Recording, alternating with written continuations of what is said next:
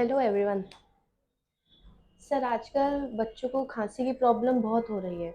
उनमें से आप कुछ बच्चों को क्रूप बताते हैं, तो सर ये क्रूप है क्या? क्रूप कहते हैं बार्किंग कॉफ या कुत्ता खांसी। ये एक बड़ा फेमस नाम है पेरेंट्स के बीच में। और ऐसे में जो छोटे बच्चे होते हैं, खासकर 6 महीने से लेकर 3 साल तक के, उनमें ये बीमारी ज़्यादा देखी गई है और 2 साल की उम्र पे पीक मिलती है इसकी। तो इसमें बच्चा रात को सही सोता है और रात के 11 बजे से अचानक से ड्रम खांसी शुरू हो जाती है। धम धम धम धम करके खांसने लगते हैं और कुछ बच्चों की पसली चलने लगती है।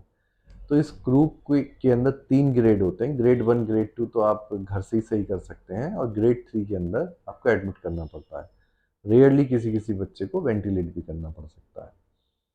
तो ये एक अपने आप में पोटेंशियली डेंजरस बीमारी है, बट बहुत रिवार्डिंग है। जब हमारे पास बच्चा आके एडमिट होता है या दिखाता है तो उसको बहुत इमीडिएटली रिलीफ मिल जाता है दवाई देने के बाद।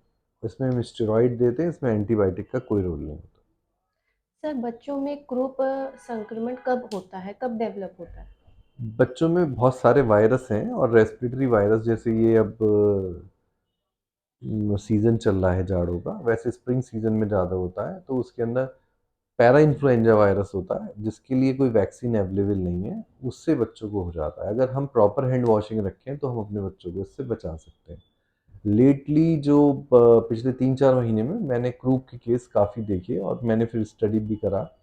तो एक जो नॉन कोरोना वायरस में ना, जो नॉन कोरोना नहीं करता, B12 उसका एक वेरिएंट है ओमिक्रॉन का, उसकी वजह से बच्चों के अंदर क्रूप बहुत ज़्यादा देखा गया।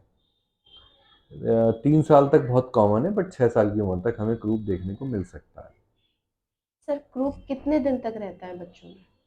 क्रूप ट्रीटमेंट के बाद 1 से 2 दिन के अंदर रिजॉल्व कर जाता है, बट बच्चों को खांसी 2 हफ्ते तक रहती है।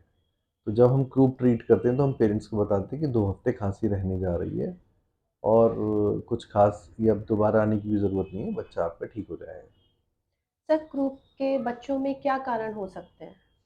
ये वायरस से स्प्रेड होता है। अगर आपके हाथ पे वो वायरस लगा हुआ है, या भीड़ में गए, आपको वहाँ पैरा इन्फ्लुएंजा वायरस या और 3-4 वायरस हैं जो इसे करते हैं, उनकी उनके कारण ये हो जाता है। इसमें नेबुलाइजर का एज सच लिवोलिन का या जनरली कोई रोल नहीं है। इसकी दो वैरायटी हैं। एक जिसके अंदर सिर्फ गले के अंदर संक्रमण होता है, जहाँ हम बोल रहा हूँ मैं, उससे नीचे का हिस्सा जिसे सबग्लॉटिक एरिया कहते हैं।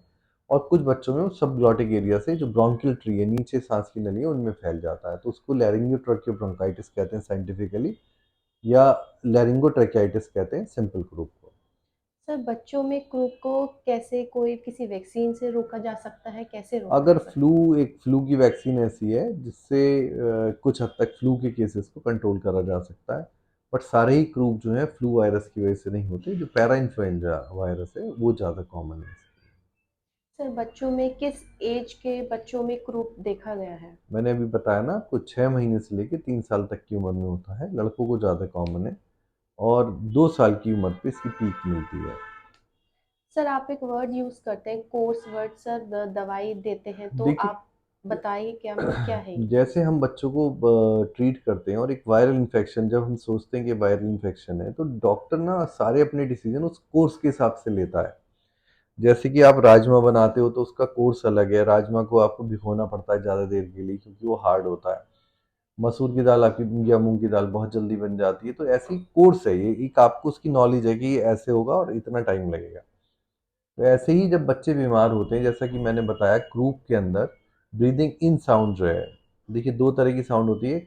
एक तो ब्रीदिंग इन, जिसे स्ट्राइडर कहते हैं, क्रूप में स्ट्राइडर होता है, और दूसरी साउंड है व्हीजिंग, वो ब्रीदिंग आउट साउंड है। तो जो बच्चों के अंदर, मतलब एक तो हम इससे जज करते हैं इसको क्या बीमारी है, दूसरा जैसे मैंने अभी बताया कि जब क्रूप होगा या कोई भी वायरल इन्फेक्शन होगा तो 2-3 दिन फीवर रहता है, और उसके बाद धीरे धीरे फीवर हल्का पड़ता जाता है। बट उसको खांसी के जो सिम्टम्स हैं, जुकाम के सिम्टम हैं, अगले आने वाले 4 दिन तक बढ़ते हैं, फिर वो धीरे धीरे घट जाते हैं। तो पेरेंट्स को समझना पड़ेगा कि ये इसका नेचुरल कोर्स है। अगर हम कोर्स को फॉलो करते हैं तो हम ज़्यादा सेफ हैं, और अगर हम खांसी को फॉलो करते हैं तो हम we end up by giving lot of antibiotics और इंजेक्शंस और अननेसेसरी नेबुलाइजर। हम बहुत सारी दवाई फिर अननेसेसरी लेते हैं। तो कोर्स समझने की ज़रूरत है कि जैसे ये कितने दिन में ठीक हो जाएगा।